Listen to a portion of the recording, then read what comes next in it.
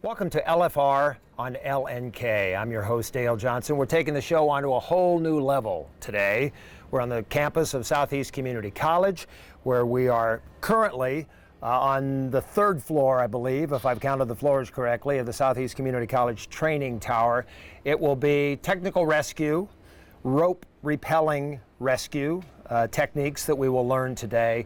And I'm surrounded by professionals today. I feel very good about being in this situation this far up in the air because the experts are with me. Ashley Engler is here. Ashley, of course, is the tech rescue coordinator for Lincoln Fire and Rescue, and she has half a dozen other labels too having to do with urban search and rescue. But for the purposes today, Ashley, you mind if we simplify things just a little bit and have you be the tech rescue coordinator for LFR? Absolutely. Perfect. All right.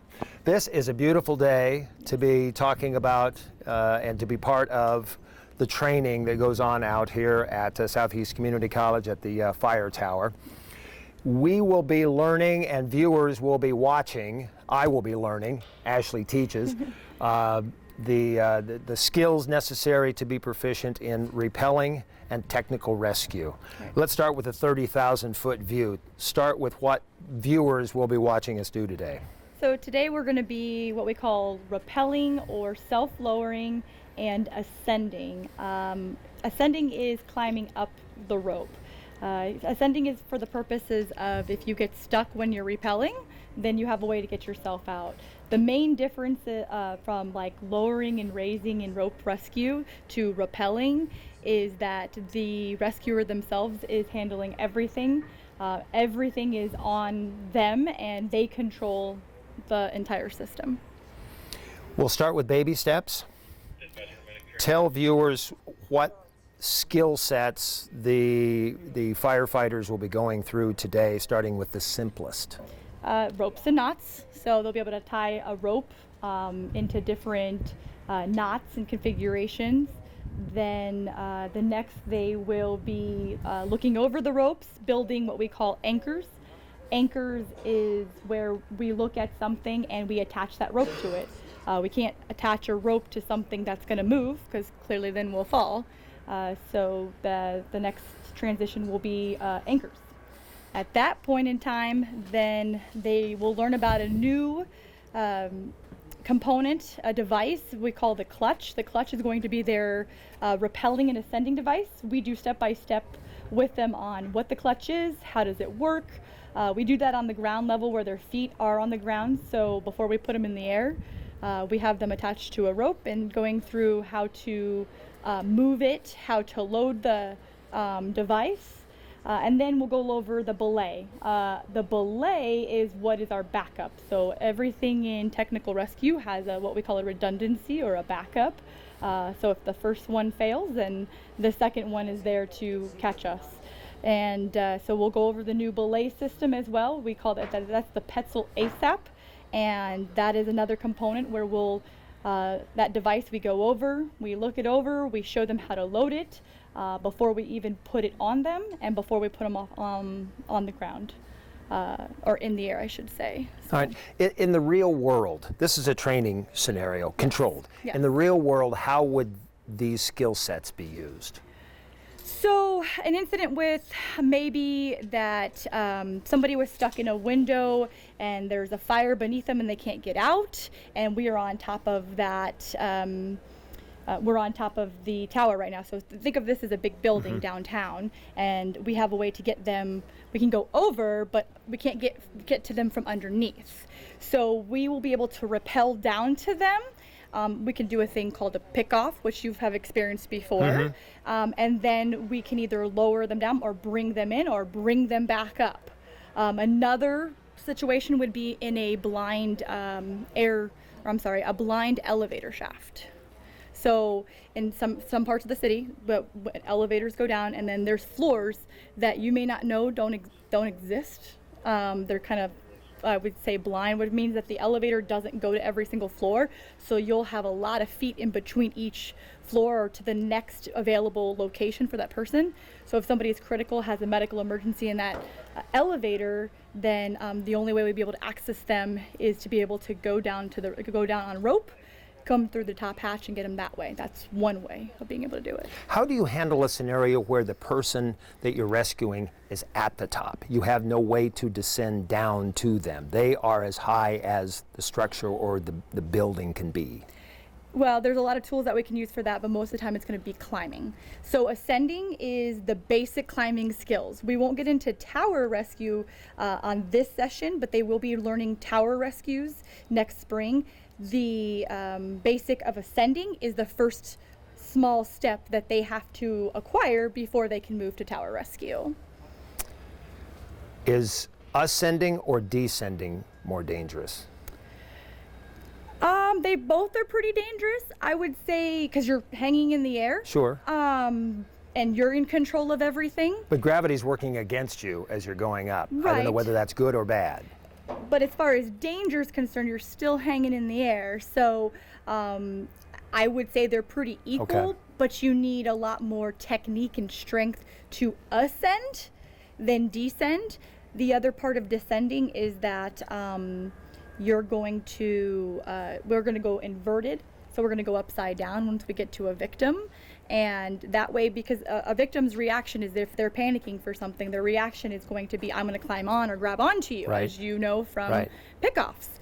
So we try to minimize our profile. We go inverted upside down, we clip onto you, then we can go upright. That way we have control of you so you don't try to leap. And so that would be dangerous. So descending would probably be more dangerous in that situation. But when you're talking ascending, when we get into tower rescue, climbing towers, long, tall, light tower, anything of that sort, that's pretty dangerous too as well. When you're teaching this comes as second nature to you, but when you're teaching this, do you teach memorization? Do you teach habit? Do you picturization? What? All of it. All of that. All of it, because the thing about technical rescue, specifically rope rescue, is there's not one way to do it. And that's what we're going to actually talk about here today with them. There's several ways to create an anchor. There's several ways to rappel. There's several ways to conduct a rescue. And you don't know the area you're going to be in. You don't know how, like, if you're in small areas or a small place that may not have the anchor system. You'll see in a little bit that we have a tripod set up, or what we call an AHD, an artificial high direction. And we're using that as well, going down, straight down. So we try to teach them critical thinking, but muscle memory. So there's certain things that we do, such as this is how you're going to load the system every time. This is how you're going to check the system. You're going to do these steps every single time for safety. So we teach that as memorization, but we also teach that you have to be a critical thinker, because you're not going to always have the perfect anchors and the perfect scenarios and scenes to be able to make the exact system the same every time. And what I noticed, Ashley, is there is always a pattern. Regardless, I mean, the left hand always does something. Yes. The right hand doesn't substitute, or you don't cross over that right hand to do what the left hand should be doing. Correct. And you hook a set pattern way. You always come over the top, and I'm talking tribal language here. We'll watch some of this, but you hook over the top rather than hook from underneath, Yes. because that makes a difference. Yes. So there's a pattern Yes. that has to be memorized, but then you have to have critical thinking to adapt to whatever your scenario is. Correct. Yes. All right. What period of time, generally speaking, is a reasonable amount of time to become proficient at this? Oh, wow. So understand that when we teach these type of skills, these are basic skills, and we may teach it for 4, 6, 12 hours. In fact, most of our rope rescue technicians have done at least a 50 to 60 hour course throughout the last 2 years of just the basic skills. The proficient part of that is going to be really up to the individual and how much they're practicing.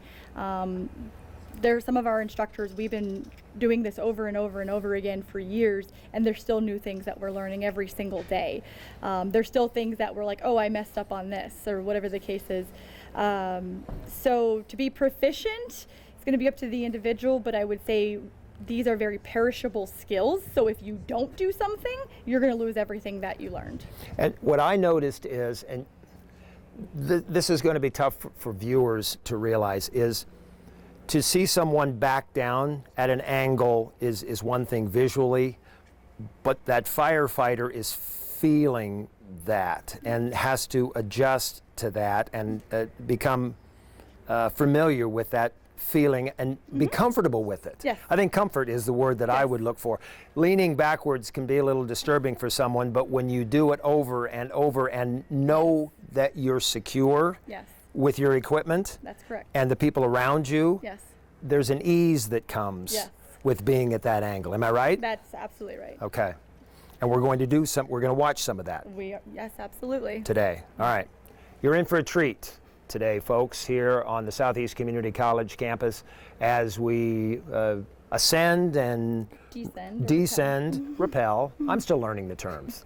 See? That's why I'm surrounded by experts. We'll be doing that throughout the afternoon here on LNK with the experts from LFR. All right.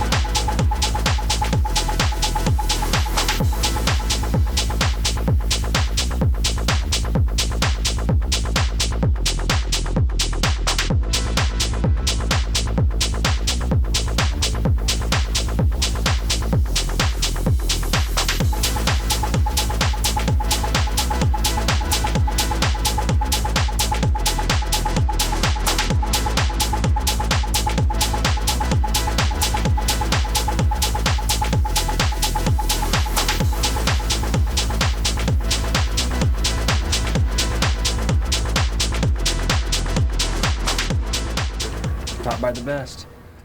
This has been a great experience today, and I'm very privileged to be allowed into the world of Lincoln Fire and Rescue. Ashley Engler and the other experts that you see behind us, the ones who are teaching and the ones who are learning here today. Let's review for viewers what the proper terms of what they've watched today on the show.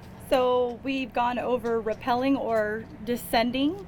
We've gone over ascending on a rope. We've gone over different types of anchors.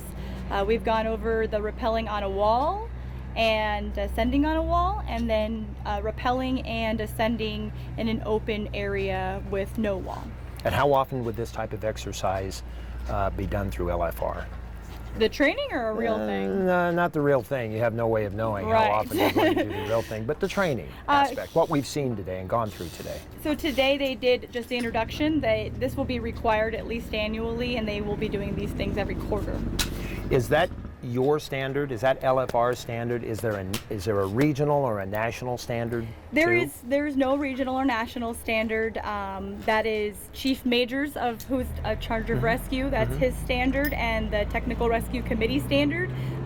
We have the department who says, hey, this is what we expect, and then the Technical Rescue Committee says, hey, we want it to be a little bit more strict because I think that we want to be more proficient, and we're going to know our skill set and what it's going to take to become more proficient. So that is a standard that we've set for ourselves. And from what I understand, Ashley, you keep your ear nationally to other departments and other agencies that correct. examine the way a knot is tied, Yes. the equipment that is being used. Correct. Maybe it's improved, or maybe they've found a defect over the years with training. Tell us the developments that come from this type of technology.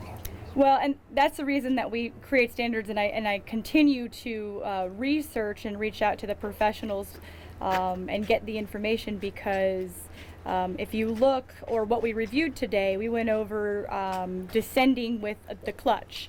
Before the clutch existed, we had a thing called a winged 8 that we would rappel on. Wasn't as safe. Sure, you could rappel, but it wasn't as safe as the clutch in which you guys saw today. So keeping up with the research and finding out what's out there, talking to the professionals, they're always changing things and updating things, testing things, and so it helps us know to get better. So we might say it might be quarterly, but they may say now, hey, you need to do this monthly, whatever it's going to take. This is our standard and what's going to help you guys get better at what you're doing. Now, I noticed the little things when they were teaching the clutch. What I noticed is the throttle space compared to the safe space. Yes. Of the clutch. The safe space is so much larger, and it's built in with safety features, and the throttle portion, and when they're using their left hand Yes.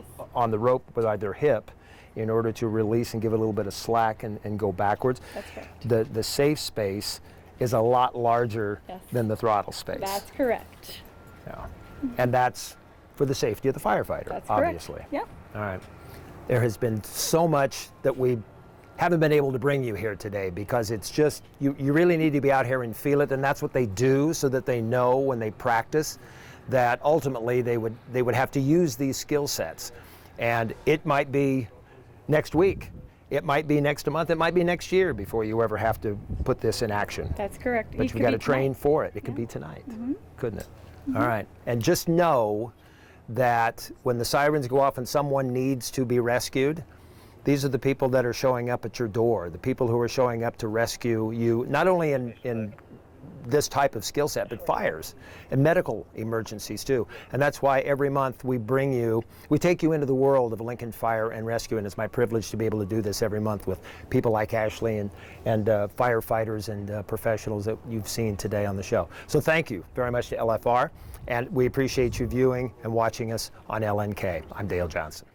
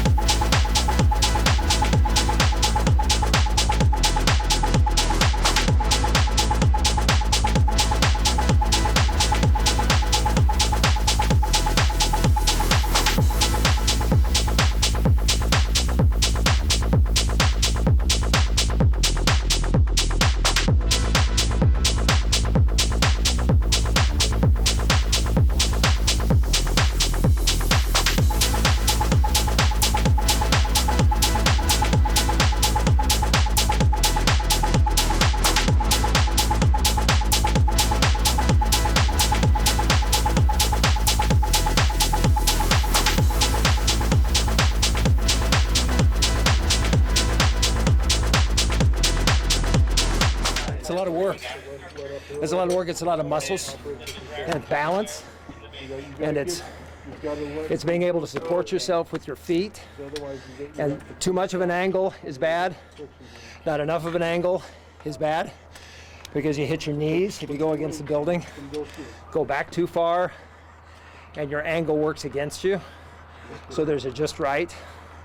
And just having a single leg as opposed to being able to split the difference is a challenge. But that's where they know how to assist someone, because there could very well be an occasion where there would be someone like me that has never done this before and they're scared. I wasn't scared. I was just more clicking off the techniques that needed to be done and listening to the instructions that were going on. And it's a thrill. It really is a thrill.